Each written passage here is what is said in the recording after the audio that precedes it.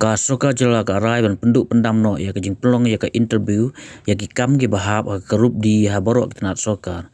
Kani ka long kat kum kendon Brabtha na kasokal India jong ketenat personal and public grievances and pension. Barok ki jing tongkam haki grup di on pelong klem don kam syu ban le interview bat kani kan trikam na du risau aja lapsan seneng.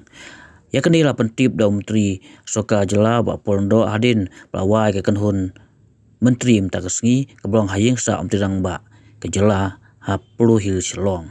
Cabinet today took up the matter of discontinuation of interview for Group D posts across the state.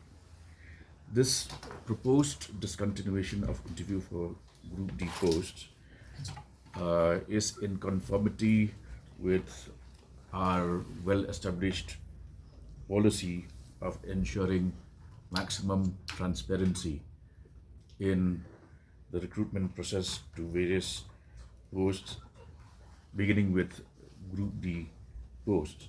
This is also as part of our compliance to instructions of the Government of India in the Department of Personnel and Training, Ministry of Personnel, Public Grievances and Pensions, Government of India.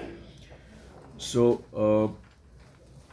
in line with this decision, all appointments for Group D posts will be done without recourse to the process of interview.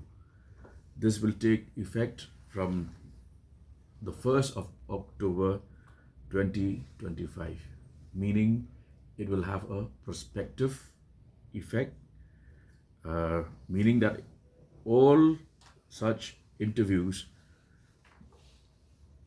that are scheduled from the 1st of October this year will be minus the need for the candidates to sit for personal interviews. This will also help to speed up our process of appointment and recruitment to various posts and ensure, as I mentioned, transparency and efficiency of the system.